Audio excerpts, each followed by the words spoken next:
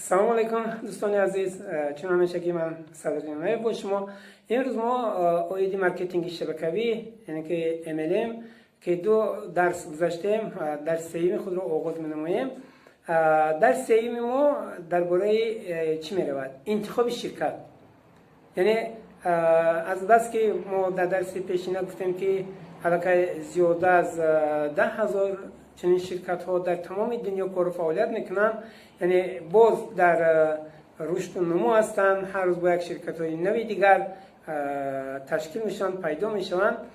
چیکار کنیم که ما در انتخاب همین تجارتی مارکتینگ شبکه‌ای به خطاگی راه ندیم؟ چون که در اینجا بسیاری شخصیت ها MLM را با پیرامیدهای مولوی در آمیزش میتین. همین چی را دانستن سخت مهم هست.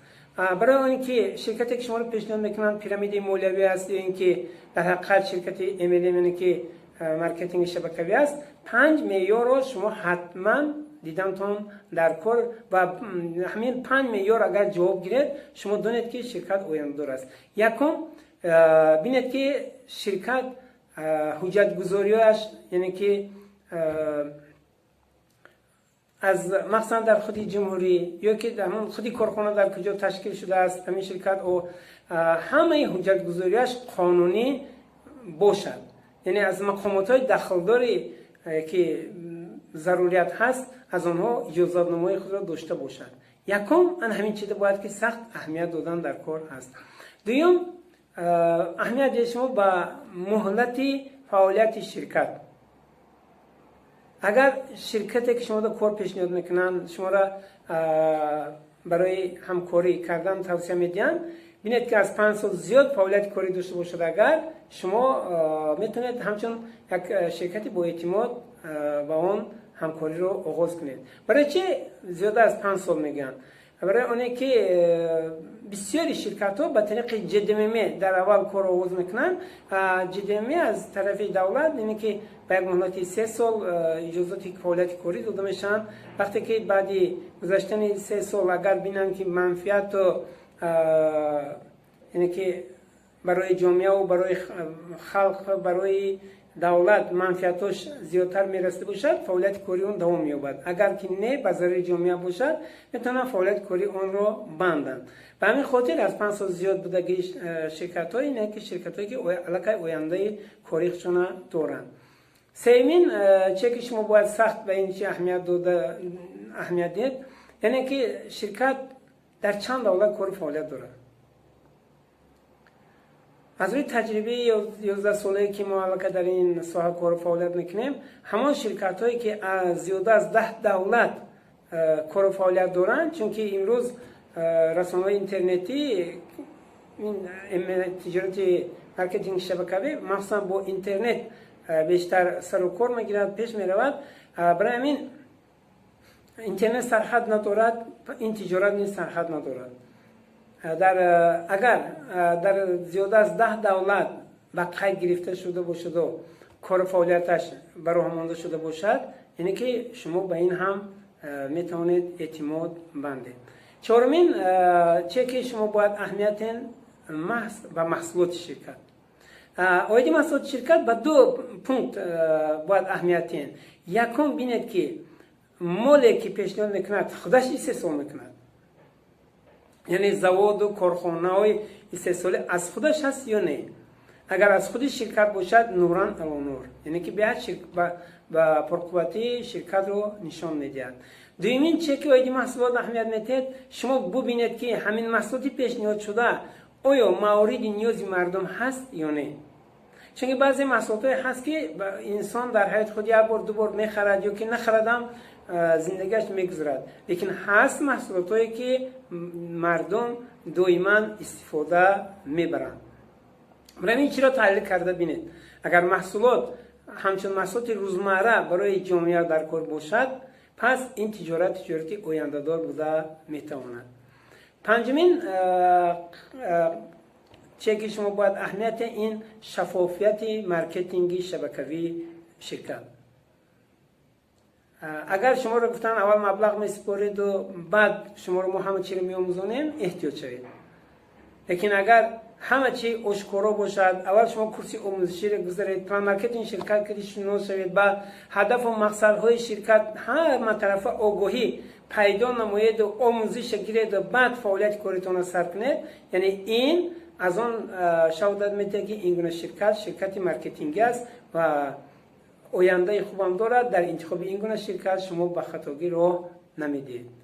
برای همین 5 معیار را سخت اهمیت دادن در کار است. با کدام خاطر؟ اگر این 5 معیار جوابگو نباشد، یعنی که شما دانید که با پیرامیدهای مولوی سر و کار گرفتید. یعنی پیرامیدهای مولوی زیادتر وعده میتین، پیرامیدهای مولوی هنگامه سازی میکنن، پیرامیدهای مولوی تیز بای شدن رو برای شما مصلحت توصیه میتین. برای همین مصلحت من همین که در تجربه کاری هم دیدم که در مارکتینگ شبکه‌ای هیچ وقت در مهلت کوتاه بای شدن به آدم مصلحت دادن در کار نیست. یعنی از 1 تا 3 سال اول ما مهنت زیاد میکنیم لیکن درآمدهای عالی نمیگیریم. بعد 3-5 سال گذشتن بعد درآمدهای ما زیاد شدن میگیرد، امکانیت‌های ما بهتر شدن میگیرد، لیکن آینده درخشان دارد. از ما صبر، طاقت و مهنت رو طلب مینماید.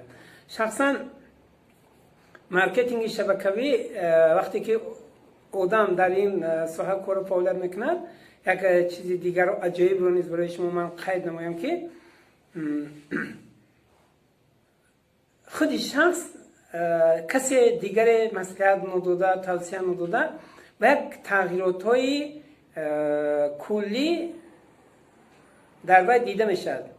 یعنی وی با تازه پوشیدن، لباس های فسان، یعنی که درزمال کردگی، موی سری، یعنی که همه وقت آرو توروش موافق، یعنی به این چیز اهمیت میتید زیادتر حرکت میکند که با همه وقت همه تازه، آزاده و دقت جلب کننده باشد که این تازگی این یک بهترین خصلت انسان است که این مارکتینگ شبکه‌ای شما رو به همین چیز وادار میکند. دومین چیزی که با مارکتینگ شبکه‌ای شما میتید، یگان کس نگفته، یگان کس مصلحت هم نداده. وقتی شما آهسته کار رو ادامه دادن میگیرید، شما میل به آموزش میکنید، میل به کتابخوانی میکنید. یعنی شما توجهتون به علم، به دانش، به کتاب به حد زیاد میشد که این چی عقل و خیرت و معنویات شما رو زیاد میگرداند. و یک چیز دیگر نیست، وقتی که در مارکتینگ شبکه‌ای کار و فعالیت میکنید، قابلیت ایجادکاری شما رشد و نمو می‌یابد. باور کنید این چرا حتی در تجربه کاری ما دیدیم که حتی زنهای خانه‌نشین نگون معلومات عالی نداشتن، نگون بگیم که در ساحه کار و فعالیت نکردگی بودن، لیکن آهسته در مارکتینگ شبکه کار و فعالیت کرده در صحنه‌ها سخن میگفتگی و برآمد میکردگی شدن. آنها مصلحت توصیه میدادگی شدن، آنها مقصد گذاری را یاد گرفتن. یعنی این تربیه درستی مارکتینگی شبکه‌ای است. من به بسیاری دوستان و رفیقان خودم راستی گپ مصلحت‌ها میدادم که و حاضرم میگم که شما با ما همکاری نکنید.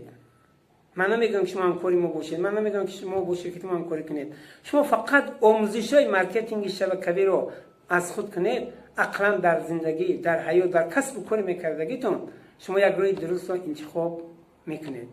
چون که محض خودی من در مارکتینگ شبکه‌ای مقصد گذاشتن و از روی مقصد کار کردن درک کردم. محض در همین جا صبر و طاقت بردباری آوردن شما درجه بسیارتر درک کردم، آموختم.